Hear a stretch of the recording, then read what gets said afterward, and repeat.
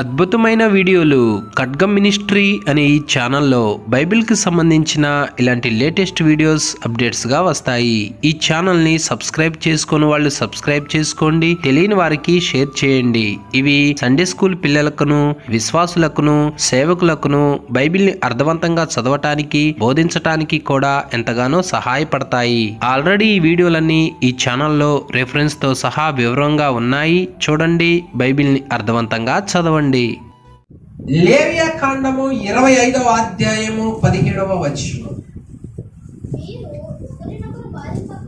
మీరు ఒకరినొకరు బాధింపక చాలు. చూడు, దేవుడు ఏమంటున్నాడో, మీరు ఒకరికొకరు బాధ పెట్టుకోకుండా దేవునికి భయం కలిగి ఉండండి అంటున్నాడు. అంటే నీ దేవుడు అంటే భయం కలిగి ఉండి ఎప్పుడైనా మనకు చెప్తున్నాడు అన్నమాట. అబ్రహాము అనే వ్యక్తి ఉన్నాడు బైబిల్ గ్రంథంలో. దేవుడు అతన్ని పిలిచినప్పుడు అతని పేరు అబ్రాము. 75 సంవత్సరాలప్పుడు దేవుడు అతన్ని పిలిచి కనాను దేశమునకు తీసుకుని వస్తాడు. సరిగ్గా 100వ సంవత్సరం అతనికి వస్తున్న సమయంలో, వృద్ధాప్యములో, ముసలితనములో అతనికి ఒక కుమారుణ్ణి ఇస్తాడు. అతని పేరు ఇస్సాకు. ఆ పిల్లవాడు పెరిగి పాలు విడిచిన తరువాత దేవుడు వాక్కు ఒకరోజు అబ్రహామునకు ప్రత్యక్షమయ్యి, అబ్రామా అబ్రహమా, నీకు ఒక్కడైనా నీ కుమారుణ్ణి నేను నీకు చూపించు పర్వతం మీద బలియమంటాడు. తన కుమారుణ్ణి కట్టెల మోపు ఒకటి, కత్తి, నిప్పు తీసుకుని బయలుదేరాడు. ఇతను మనసును తీసుకుని యాడికి బలియటానికి వెళ్తున్న మా ప్రయాణంలో అంటాడు కొడుకు, తండ్రి ఏమి నా కుమారుడా, బలికి కట్టెలు ఉన్నాయి, కత్తి ఉన్నది, నిప్పు ఉన్నది, కానీ బలి పశువు ఏది అంటున్నాడు కొడుకు. కుమారుడా, అది యెహోవాయే చూసుకుంటాడులే, ఆనురా. పర్వతం మీదకి ఎక్కిన తర్వాత బలి పశువు ఎవరో కాదు, కట్టెలు శుభ్రంగా పేర్చి, అరే నీ కాళ్ళు చేతులు ఏం కట్టేస్తా, దాని మీద పడుకోరా అన్నాడు కొడుకు. ఎంత కఠినమైన మాట ఇది! ప్రాణం ఒప్పుద్దా? కన్నబిడ్డల కళ్ళ ముందు అనారోగ్యంతో లేదా ఒక చూడలేని స్థితిలో ఉంటే తట్టుకోలేని తల్లిదండ్రులు ఈయన చేతులారా ఆ పిల్లాన్ని ఆ బలిపేట మీద పడుకోబెట్టి కత్తి తీసుకుని చంపాలి. అసలు ప్రాణం ఎట్ట వస్తుంది? ఒకసారి కత్తి గినక ఇటు నా వైపు చూపించిండు అనుకో, పెద్దోళ్ళ పట్టింపులు అనమాట. నా వైపు ఎవరైనా పెట్టి అరే 3 సార్లు కింద కొట్టు అంటారు. ఎందుకంటే అదేమన్నా ఉద్యమం, భయం. నా కాలు ఎవరైనా దొక్కారనుకో, పెద్దోళ్ళ భయం ఏంటి, అరే ఇంకో వాడి కాలు దొక్కు, వాడిదా కాలు దొక్కు. అంటే ఒక నరుడు దీనికే పోల్చుకోలేకపోతే మరి అది ప్రత్యక్షంగా జరుగుతుంది. ఇది ఎవరు చెప్పారు? దేవుడు చెప్పాడు. వచ్చి చేస్తుండో, గొనుగుతుండా, సొనుగుతుండా, దేవుని మాట అంటున్నాడా, దేవుని దూషిస్తున్నాడా? ఏనేది ఇంతకాలం ఉండి ఒక బహుమతి నాకు ఇచ్చి, ఒక బహుమానం నాకు ఇచ్చి, ఉన్ని ఇచ్చినట్టుగానే ఇచ్చి, నా చేతులతోనే నా బిడ్డను బలియమంటున్నాడేంటి అని అంటున్నాడంటే ఏ మాత్రం సందేహించటలేదు ఆ భక్తుడు. ఇప్పుడు అబ్రహాం జీవితంలో వచ్చిన చిక్కు అప్పుల సమస్య, అనారోగ్య సమస్య కాదు, అంతకన్నా ఘోరమైన సమస్య. ఒకసారి ఊహించుకోండి, ఆ బలిపీఠం మీద బిడ్డను అట్లా పడుకోబెట్టి కత్తి తీసుకున్నాడు. తీసుకుంటారా మీరు? చేస్తారా మీరు? ఆ తెగింపు ఉందా? అసలు కత్తి పట్టుకుంటారా? అనుకుంది ఇట్లా. మా అబ్బాయి ఎత్తులేక నేను పట్టుకుంటాలే. పిల్లాడు అడిగాడు, పిల్లాడు పాపం ఇంకా అనుభవించాల్సింది. ప్రభువా, మా అబ్బాయి ఎద్దులే, నేను పడుకుంటాను మనం అంటాం. ఆ భక్తుడు ఏమంటున్నాడంటే, కోరుకున్నది నిన్ను కాదు నీ కుమారుణ్ణే, వాడే బలి అంట. చూడు, ఆ భక్తిపరుడు వ్యత్యాసము మన వ్యత్యాసము అర్థంలో చూసుకుంటే, అతనేమో దేవుడు చెప్పిన మాట ప్రకారం చేస్తున్నాడు, సందేహించుట లేదు, దేవుని దూషించుట లేదు, అలాగనే చేస్తా ఉన్నాడు. మన జీవితంలో ఒక కఠినమైన మాట, ఒక గద్దింపు మాట, ఒక హెచ్చరిక మాట దేవుడు చెబుతా ఉంటుంటే నరుడికొచ్చే కోపం అంతా ఇంత కాదు. ఆ రోషం, ఆ తెగింపు మన పాపం విషయంలో ఉంటే ఎప్పుడో ఈ పిడుగురాళ్ళని దేవుడి చేతిలో పెట్టేవాళ్ళం. అరే డబ్బు పిచ్చి నరుకురా, నరికితే ప్రపంచం నడుస్తుంది దీనిలోనే, నేను నరకను. చెడు వ్యసనాల పిచ్చి నరుకురా, నేను కోరుకున్న బలి అంటున్నాడు. నరుడు ఏమంటాడంటే నా వల్ల కాట్ల చేతులు రావట్లేదు అంటాడు. నీకొక్కడైన నా కుమారుడి మీద నీవు పీకల దాకా ప్రేమ పెంచుకున్నావు కదా, ఆ ప్రేమ నాకు బలి అంటున్నాడు దేవుడు.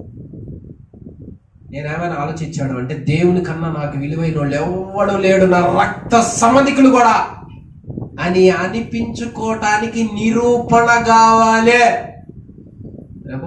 నా సర్వస్వం నువ్వే, నా దేవుడు నువ్వే, నీకు తప్ప నాకు ఎవరు ఇంపార్టెంట్ కాదని ప్రార్థన చేసినంత తేలిక కాదు అది చేయటం. మన ప్రార్థన కూడా చాలాసార్లు అట్లా చేస్తాం. నా జీవితం నువ్వే, నా తండ్రి నీవే, నాకు ఇష్టమైన వాడు నీవే, నీవు తప్ప నాకు ఎవరు లేరు అని ప్రార్థన చేస్తాం. నోటి మాటేగా, ఏముందా క్రియల్లో చూపి, క్రియల్లో చెప్పి. కత్తి తీసుకొని వేయబోతుంటే ఇదంతా చూస్తున్న దేవుడు, గమనిస్తున్న దేవుడు, అబ్రహామా అబ్రహామా పరలోకం నుండి పిలుస్తున్నట్ట దేవుడు 2 మార్లు. ఆదికాండము 22:12.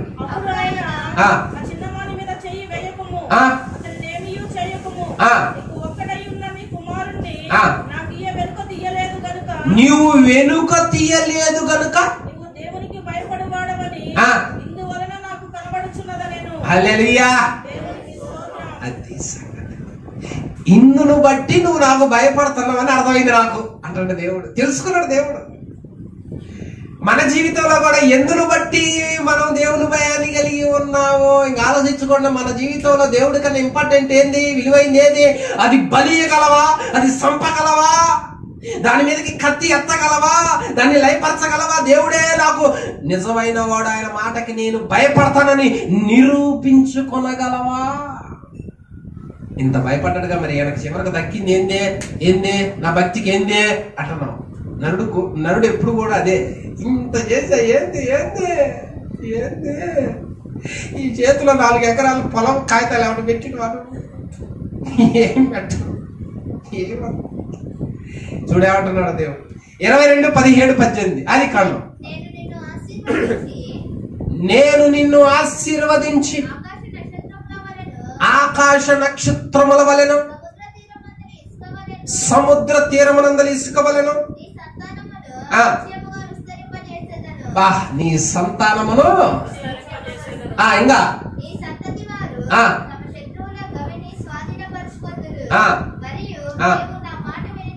నీవు నా మాట వినినందున హల్లెలూయా. ఏంటంటే ఏంటి ఆ మాట చూసారా? భూలోకంలో ఉన్న జనాలందరూ నీ గర్భంలో నుంచే వచ్చే వాళ్ళ వల్లనే దీవించబడతారు, ఆశీర్వాదం అంటారు వాళ్ళకి. అంటే ఏ టైపు దీవెన అది? నీవు దేవుని ఎందుకు భయం కలిగి ఉంటే నీ సంతానాన్ని చూడు ఏం చేస్తున్నాడు ఆయన. ఎలాంటి వాళ్ళు అంటే వాళ్ళు పుట్టేవాళ్ళు లోకస్తులు కాదు, ఆశీర్వదించబడ్డ వాళ్ళు, వాగ్దానం ప్రకారం పుట్టిన వాళ్ళు.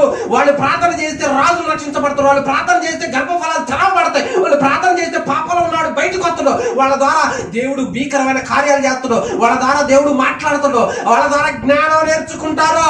ఈ ప్రపంచానికి జ్ఞానం అందించింది ఇశ్రాయేలు ప్రజలే. అందుకే మనల్ని పిలిచిన వాడు నమ్మదగిన వాడు, నమ్మకమైన వాడు. ఆయన నీ కష్టానికి తగ్గ ప్రతిఫలం ఇచ్చేవాడే కానీ నిన్ను అలాగనే ఉంచేవాడు కాదు. బలీమన్నది ఎందుకంటే అసలు ఆ మనసు నీకుందా? దేవుని భయంతో ఇస్తావా, లేకపోతే ఏంది? కానీ ఆ భక్తుడు అలా చేయలే. ఇతను మొదటి వ్యక్తి అనమాట. అతను దేవుని భయం కలిగి ఉన్నాడు, ఆ తర్వాత బ్లెస్సింగ్ కూడా వాగ్దానం పొందుకున్నాడు. ఇజ్రాయెల్ ప్రజలు పుట్టారు, ఆకాశ నక్షత్రం వల్ల ఆయన సంతానం ఉన్నది, ఆశీర్వదించబడ్డావు. యూదా గోత్రంలో యేసయ్య పుట్టాడు. ఆహా ఎంత బ్లెస్సింగ్! అంటే యేసయ్య వంశంలో పుట్టాడు. అది ఆయన బ్లెస్సింగ్.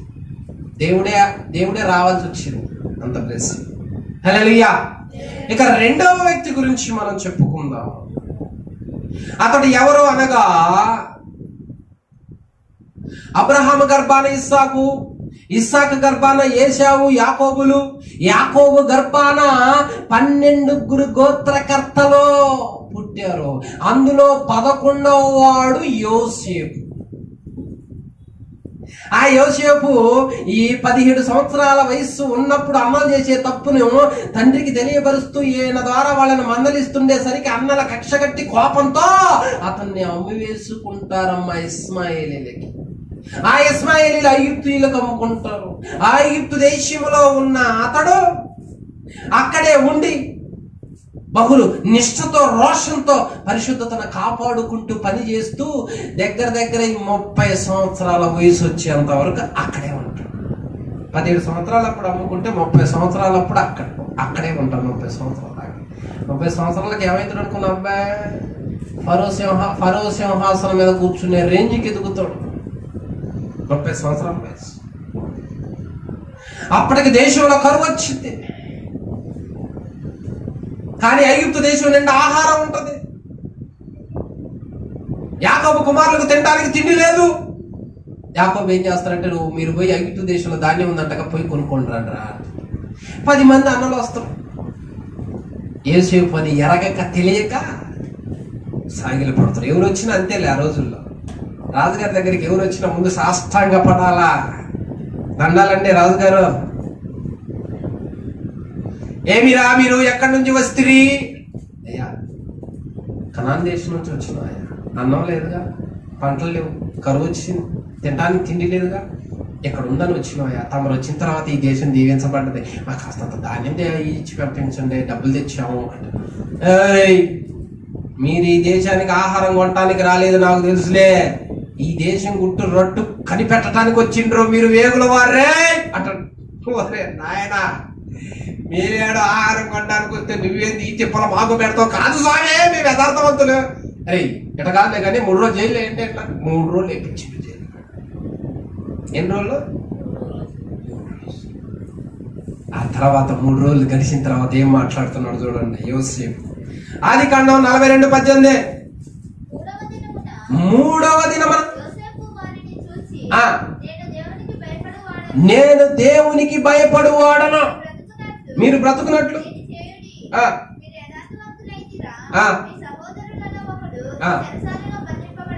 చాలు చూడు ఏమంటున్నాడు. 3 రోజులైన తర్వాత అన్నల్ని బయటికి పిలిచి, నేనెవరినో తెలుసా? మనంతటా మనం చెబుతాం అన్నమాట. డేర్ ఉండాలా. మనంతటిగా మనం ఆ మాట చెప్పాలంటే డేర్ ఉండాలా. నేను దేవునికి భయపడేవాడను, ప్రతీకారం తీర్చుకునేవాడిని కాదు, కక్షం తీర్చుకునేవాడిని కాదు, అన్యాయంగా మిమ్మల్ని హింసించి శిక్షించేవాడిని కాదు, అధికారం ఉందా కానీ అధికారాన్ని అడ్డం పెట్టుకుని అడ్డమైన వేషాలు వేసేవాడిని కాదు. నేను దేవుని భయం కలిగి ఉన్నా, నాకు దేవుని భయం ఉంది. కాబట్టి మీరు చెప్పారే మా వాళ్ళకి ఆహారం కొనాలని, మీలో ఒకడేమో జైల్లో ఉండండి, మిగిలిన వాళ్ళేమో మీ వాళ్ళకి ఆహారం తీసుకపోయి మీ చిన్న తమ్ముడు ఉన్నాడని చెప్పారు చూడు 12వ వాడు, వాడిని తీసుకురంట. హల్లెలూయా. అన్నల మీద ప్రతీకారం తీర్చుకోగలడు, కొట్టగలడు, సంపగలడు, అధికారం చేతిలో ఉంది. చేలా నేను దేవునికి భయపడేవాడను కాబట్టి ప్రతీకారం తీర్చుకోను. ఆల్రెడీ మీరు నా సహాయం కోసం వచ్చారు. మీరే కాదు, దేవుని భయం నాలో ఉండబట్టి, నేను దేవునికి భయపడేవాడిని కాబట్టి, ప్రతీకారం కోరేవాడిని కాదు కాబట్టి నా దగ్గరికి ఎవరెవరు వచ్చారు తెలుసా? అన్నలో చూసుకుంటా ఆదికాండం 41:47 వచ్చిన. ఆదికాండము 41:57. ఆ కరువు ప్రతి దేశమందు భారమైనందున సమస్త దేశస్థులు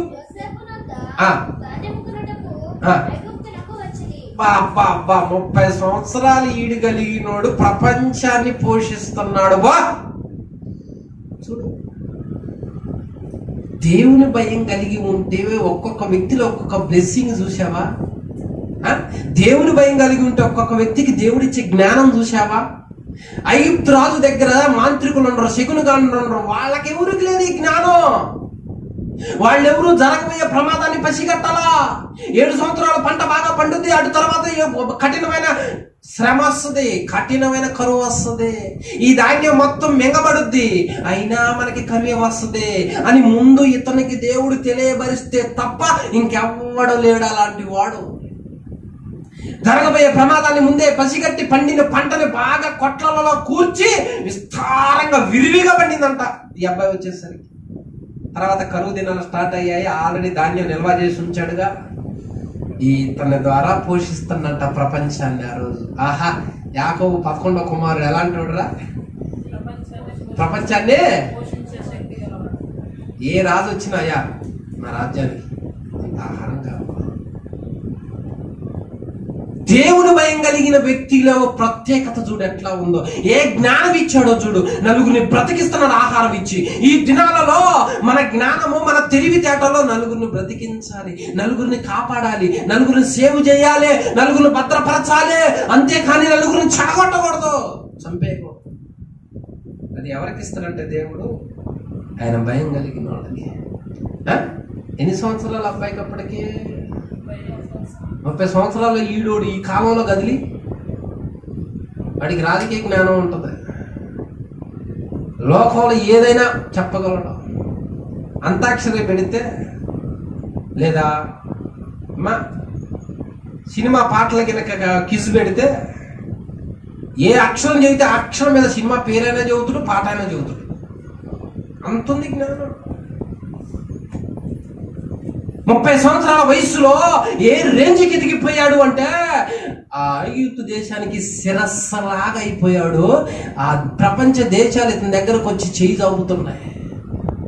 ఆహారం ఎంత ప్లాన్ ఉంది, ఎంత జ్ఞానం ఇచ్చాడు చూడు. ఇంతమందికి ఎట్లా పోషించాలి మరి తెలియాలి కదా జ్ఞానం.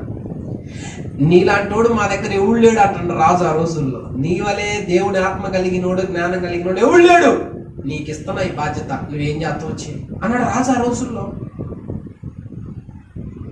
అంటే ఈ దినాలలో ఉన్న యవనస్తులైన బిడ్డలు కూడా దేవుని భయం కలిగి ఉంటే ఆ భయం అతన్ని దీవించనన్నా దీవించుద్ది, లేకపోతే గొప్ప జ్ఞానవంతుడన్నా చేస్తుంది.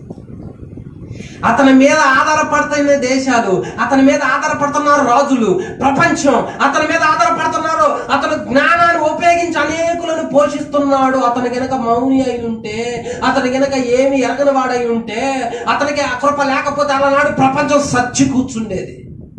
ఎవడికి లేదు ఆహారం. ఎంత ప్రత్యేకత ఉందిరా యేసేపులో. నేను దేవునికి భయపడేవాడను. అందుకనే ఆ భయము గొప్ప జ్ఞానంతో నింపింది అతని. కుమారుడా, బిడ్డ, ఈ ఆహారాన్ని ఎట్లా పండించి అట్లా కొట్లలో నిల్వ చేయి. రాబోయే 7 సంవత్సరాల కరువు మామూలుది కాదు. అది ఇప్పుడు పండిన పంటనే మింగేస్తుంది. నువ్వు జాగ్రత్త చేసి కొట్లలో కూర్చి ప్రజలకు ధాన్యం పంపకం చేయాలి. దేవుడు అతనికి నేర్పాడు కాబట్టి ఈ జ్ఞానాన్ని ఉపయోగిస్తాడు. ఇతను ఎండిపోవటల్లా, తన కుటుంబం ఎండిపోవటల్లా, ప్రపంచంలో ఉన్న ప్రజలు ఎండిపోవటల్లా అంత జ్ఞానాన్ని దేవుడు నూరిపోసి ఆ ప్రత్యేకత నా బిడ్డకి 30 సంవత్సరాల వయసు వచ్చేసరికి సంపాదించుకున్నాం. మన పిల్లలు కూడా అలాగనే ఉండాలి, మనం కూడా అలాగనే ఉన్నాం. 30 సంవత్సరాల వయసు వచ్చేసరికి ఎట్లుండాలంటే ఏ అంశం ఇచ్చినా కానీ అనర్గళంగా మాట్లాడే జ్ఞానం ఉండాలిరా. ఎంతమందిని పోషించగలం జ్ఞానంతో? ఎంతమందిని పోషించగలం? ఎంతమందికి చెప్పగలం? ఎంతమందిని బ్రతికించగలం?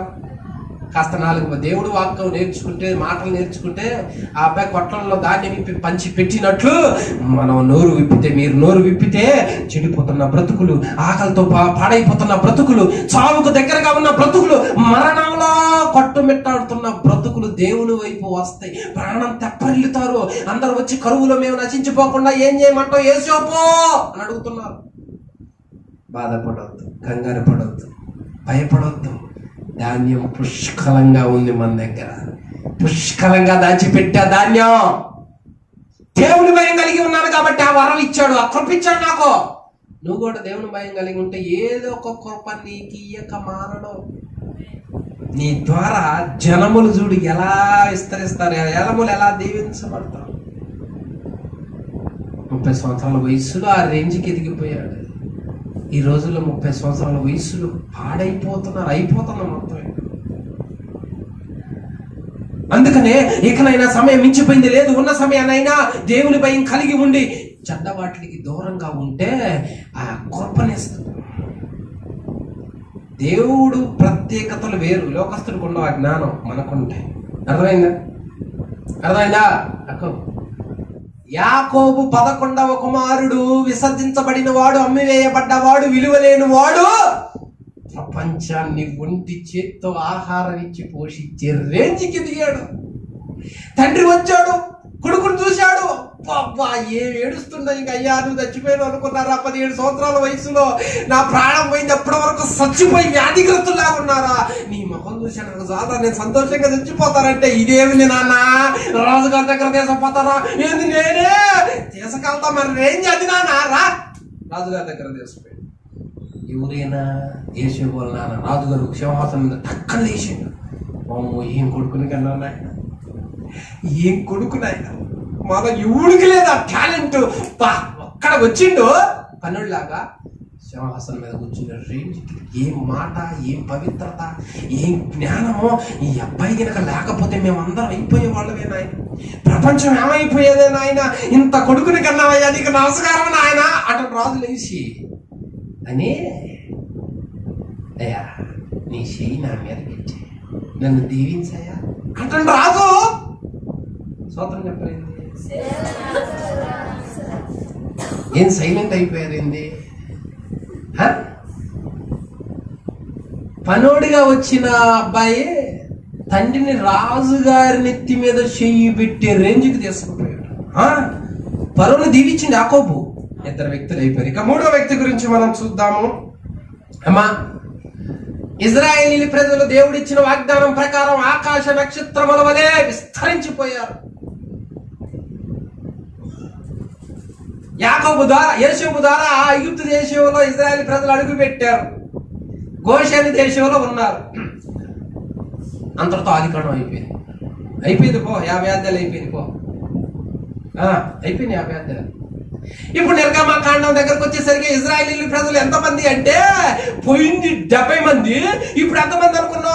ఇంచుమించు 20 లక్షల మంది అయ్యారు.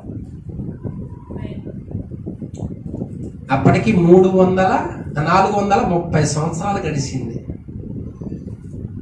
430 సంవత్సరాలు గడిచింది. అప్పటికి 20 లక్షల మంది అయ్యారు. 70 మంది పోతే యేసేపు హయాంలో.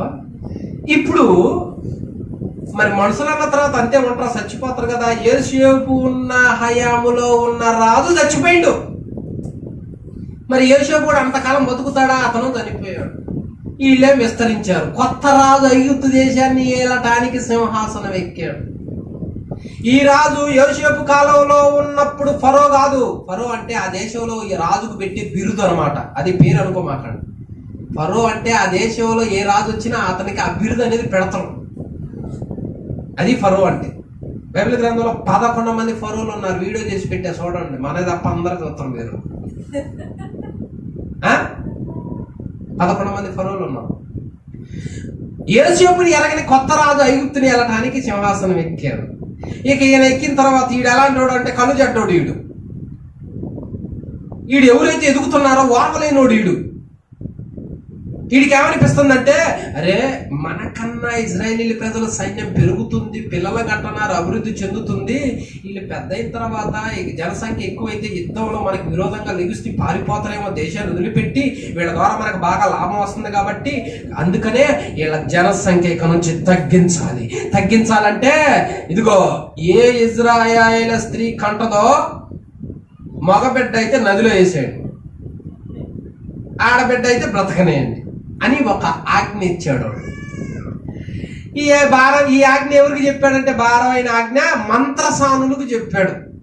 మీరేగా కంపు చేసేదే చల్లటి చెయ్యి,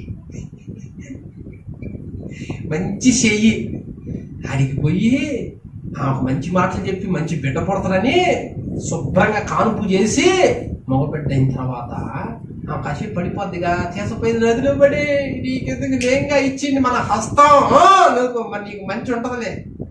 రాజుగారి మాట వింటే ఉంటదిగా వీళ్ళకి కూడా. అందుకనే నరహత్యలు చేస్తుంది. ఎమ్మెల్యే మాట వింటే మనకి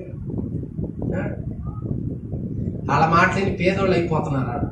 ఆ పిచ్చి పొరపాట్లు చేయొద్దు అని చెప్పగానే ఈ మంత్రసానులు ఇక బయలుదేరారమ్మా ఇళ్లలోకి బయలుదేరారు ఈ మంత్రసానులు. ఎవరైనా కాన్పుపేటల మీద ఉన్నప్పుడు, మరి ఆ రోజుల్లో హాస్పిటల్ కాదు కదా, అంత టెక్నాలజీ రాలేదు కదా, వీళ్ళే వైద్యులు అనమాట. వీళ్ళే డెలివరీ. ఇక పిలిచారు, అమ్మా రామ్మా, అమ్మ రామ్మా, యథావిధిగా. ఈ ప్లాన్ వీళ్ళకి తెలియదుగా, పాపం తెలీదు, ఈ కుట్ర వీళ్ళకి తెలుసు.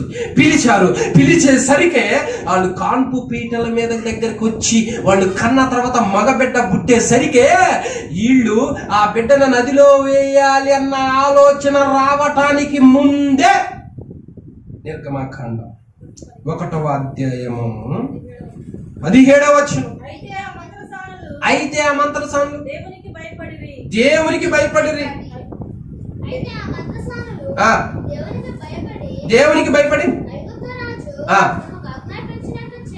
చేయక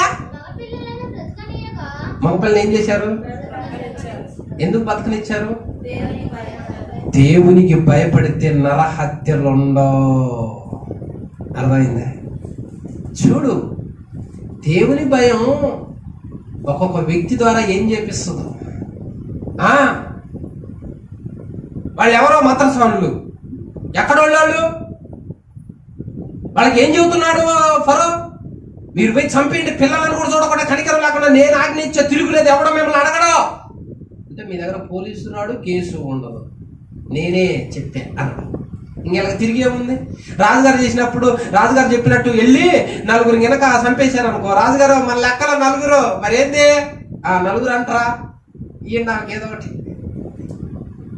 ఉంది అవకాశం. కానీ ఇందాక చెప్పాగా, నీ సంతానం మూలంగా భూలోకం ఆశీర్వదించబడుతుందని. వాగ్దానం ప్రకారం పుట్టిన సంతానం అది. చెయ్యి వేసిండా ఉంటది. ఆ మంత్రసాలలో అబ్బో అని ముందుకు బయలుదేరుతుంటే సడన్ గా దేవుని వాక్కు, వాళ్ళను వెనక చంపినవా జాగ్రత్త. భయం పుట్టింది వాళ్ళకి. ఈ మంత్రసానులు ఎప్పుడైతే ఈ విధంగా చేయటానికి పయనించారో దేవుని భయం వాళ్ళ మీదకి వచ్చింది. దేవుని భయం ఎప్పుడైతే వాళ్ళ మీదకి వచ్చిందో అక్కడికి వెళ్ళేసరికి ఆ పని చేయలేకపోతున్నారు, ఆ డేరు చేయలేకపోతున్నారు, వాళ్ళ కావటం ఆ పిల్లలను చూసేసరికి. అందుకని శుభ్రంగా వాళ్ళను బతకనిచ్చి ఫరో దగ్గరకు వచ్చారు. ఫరోనేమో లిస్ట్ తీయండిరా, నువ్వు ఎంతమంది చంపావు? ఎవరిని చంపాల? నువ్వెంతమంది చంపావు? ఎవరిని చంపాలి? నువ్వెంతమంది? మిమ్మల్ని పంపించింది ఎందుకు? మనం చంపమనేగా. అవును, మరి అదేందో నాయా, ఏడేమో బాగానే కోపం వస్తుంది, అడిగిపోతేనేమో ఏం చేయలేకపోతున్నా, ఏడేమో నువ్వు చెప్పినట్టు చేయాలనిపిస్తుంది, అడిగిపోయేసరికేనేమో భయం పడుతుంది అంటున్నారు. హల్లెలూయా. అలా బ్రతకనిచ్చినందుకు, దేవుని భయం కలిగినందుకు దేవుడు వాళ్ళ జీవితంలో చేసిన కార్యము చూడండి ఎలా ఉన్నదో. 1:21.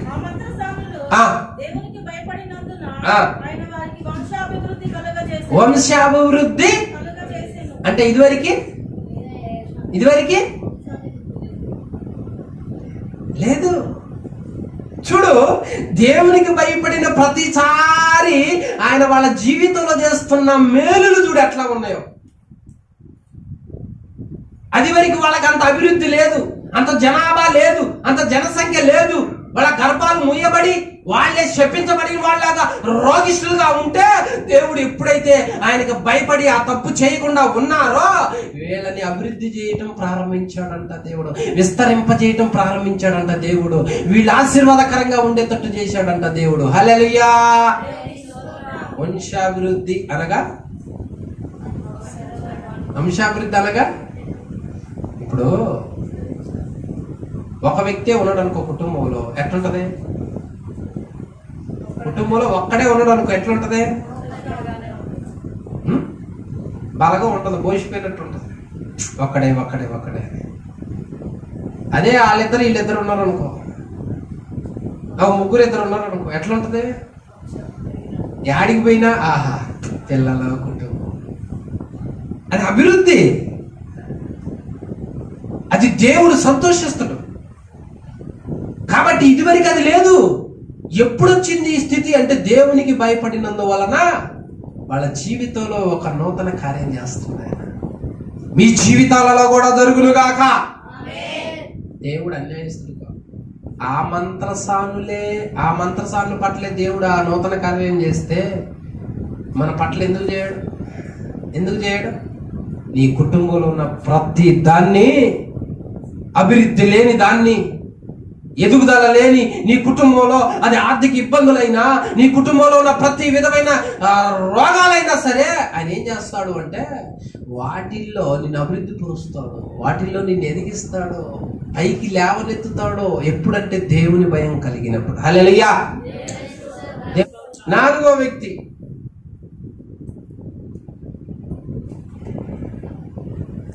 అలనాడు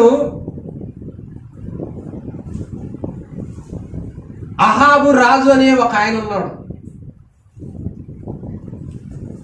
ఆయన గారు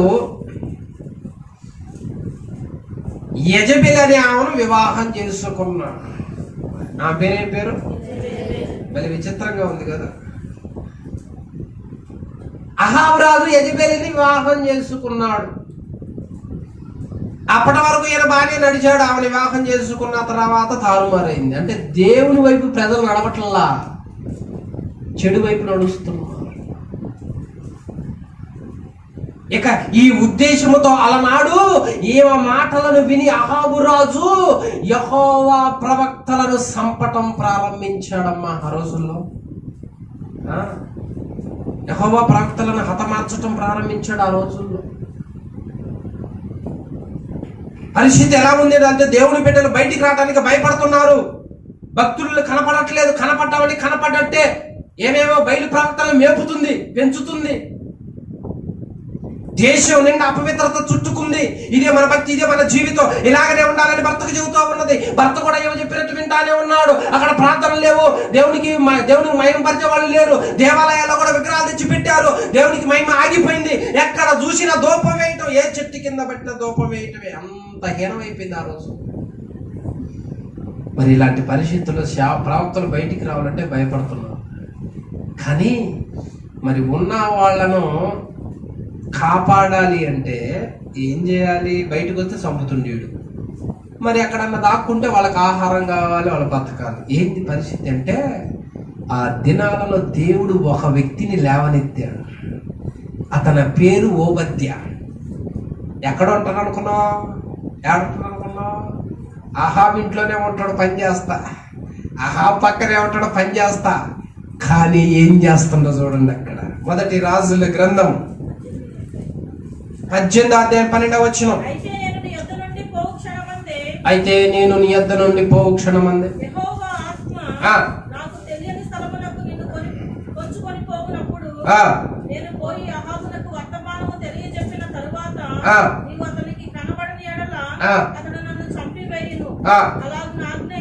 వద్దు, నేను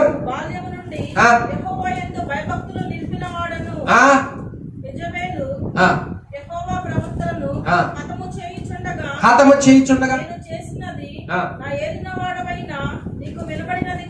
ఏం చేసినావు? 100 మందిని గృహకు 50 మంది చొప్పున దాచి హల్లెలూయా. దేవుని భయము దేశములో సేవకులు నిలబడేటట్టు చేస్తుంది, సేవకులు ఉండేటట్టు కోరుకుంటుంది, సేవకులు కావాలనేటట్టు చేస్తుంది. ఒక్క వ్యక్తి అహాబు దగ్గర ఉండి అహాబు దగ్గర పని చేస్తూ ఎరగనట్టుగా తెలియనట్టుగా గుహకి 50 మంది ప్రవక్తలను దాచిపెట్టి వచ్చే జీతంలో వాళ్ళని పోషిస్తున్నాడు ఇతను. అహాబుకి తెలిస్తే, యజబెల్కి తెలిస్తే సాయంత్రానికి పెరిగన్న వల్ల కోడి కూర అవుతుంది. అందులో నో డౌట్. ఆమె ఎవరు అనుకున్నా? యెజబెల్ అంటే ఆడ మనిషా, మగ మనిషా? ఆడ మనిషి. కానీ బైబిల్ భాషలో ఆమె పేరు ఏందనుకున్నాం? మగనాలి. అంటే ఆడావే మగ లక్షణాలు ఉన్నాయి. మగనాలి ఆడావే కానీ అన్ని పురుషుడి లక్షణాలే. పేరుకి ఆడా. అందుకనే ఏమేం చేస్తుందంటే యెహోవా ప్రభువు వాళ్ళు ఉండబట్టే ఆ దేశం బాగుంది, ఫలిస్తుంది, అభివృద్ధి చెందుతుంది, ప్రజలు బాగున్నారు, దేవుని కృప ఉంది. ఎందుకంటే భూమి మీద అలాంటి దేశం ఎక్కడా లేదు. ఇజ్రాయెల్ దేశం అంటే ఏందనుకున్నావు? భూమికి నట్ట నడుమున్న దేశం అది. అక్కడ దొరకని వస్తువు అంటే లేదు. ఆకాశం కింద ఉన్న ప్రతి వస్తువు అక్కడ ఉంటది. ఆకాశ జలమును త్రాగుద్ది. ఎంత ఆశీర్వదించబడిన భూమి ప్రాంతం. ఇలా తీసుకొచ్చింది. అడితే రాజులు వస్తూ ఉండగా ఈ రాజు ఇంట్లో అడుగు పెట్టిన ఆమె యజబెల్. ఈ యజబెల్ ఏం చేస్తా ఉన్నదంటే యెహోవాకి విరోధమైన పనులే చేపిస్తూ 450 మంది బయలు ప్రవక్తలు మేపుతుంది. ఏమా 450 మందిని బయలు ప్రవక్తలు లేపుతుంది. దేవుడు ఏలియాను లేపి మొత్తాన్ని ఏం చేసిండో? ఇక కోపం వస్తుంది. రేపు ఈ వేళకు నువ్వు చంపిన ప్రవక్తలలాగా నీ శవం లేకపోతే దేవుడు నాకు గొప్ప అపాయం కలగజేయులుగా. కానీ శపథం చేసిందమ్మా. ఆడోళ్ళు శపథం చేస్తే మగోళ్ళు ఏమంటారు నాకు చెప్పరాదు అమ్మా. వాళ్ళు శపథం చేసినట్టు సింహాసనాలే కూలిపోతాయా? వాళ్ళు పట్టు పట్టినట్టే అయిపోయింది. ఆ పట్టు ఏదో ప్రాంతంలో పట్టరాదండి, ఉపవాసంలో పట్టరాదండి అన్నదే అని దొరికినట్టు చంపుతుంది. దొరికినట్టు యాత కొడవలతో చంపేస్తుంది. ఏం చేయాలా? ఓబద్య దగ్గరకు వచ్చారు 50 మంది. ఏందయ్యా మా పరిస్థితి? ఏందయ్యా? దేవుడు నీ దగ్గరికి వెళ్ళమన్నాడు. దేవుడు నీ దగ్గర మమ్మల్ని ఉండమన్నాడు. ఏంది అన్నప్పుడు ఓబద్య అహాబు దగ్గరే పని చేస్తున్నాడు. అహాబు ఇంట్లోనే ఉంటున్నాడు. అహాబు ఇంట్లో ఉంటూ ఎరగనట్టుగా జీతం తీసుకొచ్చి గృహకి 50 మంది చొప్పున అన్నపానంలో టయానికి పంపించి వాళ్ళని పోషిస్తా పనిచేస్తా ఉన్నాడు. అబ్బా ఏం కత్తి మీద సావురా జీవితం. ఏం రోషం కలిగిన జీవితం. జాడ తెలిసిన ఏ మాత్రం గనక అనుమానం వచ్చినా పేక తెగిపోతాడ. వాళ్ళు ఆ రేంజ్ లో చేశారమ్మా భక్తి. ఆ రేంజ్ లో చేశారు వాళ్ళు భక్తి. మనకేముంది చెప్పు? సాతాను ఇంట్లోనేమో జాబు చేస్తున్నాడు, బయటికి పోయి దేవుడికి ఉపయోగపడతాడు. సాతానుతో చెయ్యి కలపడు, బయటికి పోయి దేవుడికి ఉపయోగపడు. చూడు, మనం కూడా ఆయా ప్రాంతాలకు వెళ్తాం. అర్థమైందా? పనులకి సాధారణలో చేయకూడదు. అక్కడ మన పరిధి పూర్తి చేసుకోవాలి. బయటకు వచ్చి చేయాల్సింది చేయాలి. అలా కాకుండా మీరందరూ ఒకటైతే నా ఒక్కదాన్ని ఎందుకు, నా హస్తం కూడా వేస్తాలే బలంగా ఉంటుంది అంటే ఒకటి అట్లా చేసిండ. డేరుగా చెబుతుండు. బాల్యం నుండి నేను దేవుని ఎందుకు భయభక్తులు కలిగిన వాడను. నేను కాపాడుతుంది ఒకళ్ళు కాదు, ఇద్దరు కాదు, 100 మంది. గుహకి 50 మంది చొప్పున. ఈ విషయం అహాబుకి తెలియదు, యజబెలుకి తెలియదు. నా ప్రాణం చిక్కుల్లో పెట్టుకుని నేను సమస్యల్లో ఉండి కూడా దేవుడి చిత్తం భూమి మీద జరగాలి, సేవకుడు ఉండాలి, విజ్ఞాపన చేసేవాడు దేశంలో కావాలని దేవుని భయం కలిగి వాళ్ళని అహాబుకి అప్పచెప్పకుండా అక్కడే పనిచేస్తూ వాళ్ళలో కలవకుండా ఇలా పోషిస్తున్నానయ్యా. డేరుకు చెబుతున్నాడు అతను. రోషం కలిగిన జీవితం అది. నేను కూడా అదే చెప్తా ఉంటారు పిల్లలకి. అరే మీరు చదువుకోవటానికి పోతున్నారమ్మా, మీరు చదువుకోవటానికి పోతున్నారు అక్కడికి. నువ్వు పని చేయటానికి పోతున్నావు అక్కడికి. అది సాతాను సింహాసనం. మన వాళ్ళందరూ లోకస్తులే. వాళ్ళు అడ్డమైన అలవాట్లతో ఉంటారు. ఎట్లుండాలి? నువ్వు దేవుని భయం కలిగి ఉంటే వాళ్ళలో కలవకూడదు. బయటకు వచ్చి దేవుడికి ఉపయోగపడాలి, బయటకు వచ్చి దేవుని పని చేయాలి, బయటకు వచ్చి నలుగురికి ఉపయోగపడాలి. ఇది దేవుని భయం కలిగిన వాడు చేసే శాస్త్రాలు. అలా కాకపోతే అవకాశం దొరికింది కానీ ఆ 100 మంది ప్రవక్తలు యజబెలుకి అప్పచెప్తే కోట్లు డబ్బులు ఇచ్చేది ఆ రోజుల్లో. ఆ డబ్బులన్నీ వస్తే మనం ఇల్లు కట్టుకుని బతికేవాళ్ళం. ఎందుకు తెప్పలం? ఎవరన్నా వచ్చా ₹1 కోటి ఇస్తారు. రవి పాషను అప్పచెప్పంటే బ్రహ్మాండంగా అప్పచెప్పరు. మీరు నన్ను ఈ ఓబద్య ఎలాంటి వాడో తెలుసా? ఇరుకులో ఉన్నాడో, ఇబ్బందుల్లో ఉన్నాడో, సమస్యల్లో ఉన్నాడో, ప్రాణం మీదకి వస్తుంది. ఇప్పుడు ఆ పోరాటం ఎలాంటిదంటే సామాన్యమైనది కాదు, లీక్ అయిందంటే ప్రాణం మీదకి వస్తుంది. ఆ స్థితిలో ఉండి కూడా దేవుడు అతని మీద పెట్టిన బాధ్యతను చూడు అతను నెరవేరుస్తున్నాడు. దేవుడు అతని మీద పెట్టిన ప్రణాళికను, దేవుడు పెట్టిన పనిని తప్పకుండా డేరుగా సింహలాగా నిలబడి చేస్తుండే. నీ కుటుంబంలో వచ్చే సమస్యలను నువ్వు నిలబడి దేవుని పని చేయగలవా? అందరికీ వందనములు. ఖడ్గం మినిస్ట్రీ వీడియోలకు సంబంధించిన బుక్కు ప్రింట్ అయి సిద్ధముగా ఉన్నది. మొదటి బుక్కు ఈ కనిపించే 30 అంశాల మీద ఉన్నది. కావలసిన వారు ఈ నెంబర్కు కాల్ చేసి ఆర్డర్ చేసుకొనగలరు. బైబిలులోని ఆదికాండం నుంచి ప్రకటన గ్రంథం వరకు ఉన్న 1126 కఠిన పదాలు రిఫరెన్స్తో సహా వాటి అర్థాలు గల బుక్కు కావలసిన వారు ఈ క్రింది నెంబర్లకు కాల్ చేయండి. ఖడ్గం మినిస్ట్రీ అనే ఈ ఛానల్ ని వీక్షిస్తున్న మీ అందరికీ మా వందనములు. ఈ ఛానల్లో బైబిల్కి సంబంధించి ప్రతి కఠినమైన పదాలకు అర్థాలు వస్తాయి. కాబట్టి ఈ ఛానల్ ను సబ్స్క్రైబ్ చేయండి, లైక్ చేయండి, కామెంట్ చేయండి, షేర్ చేయండి.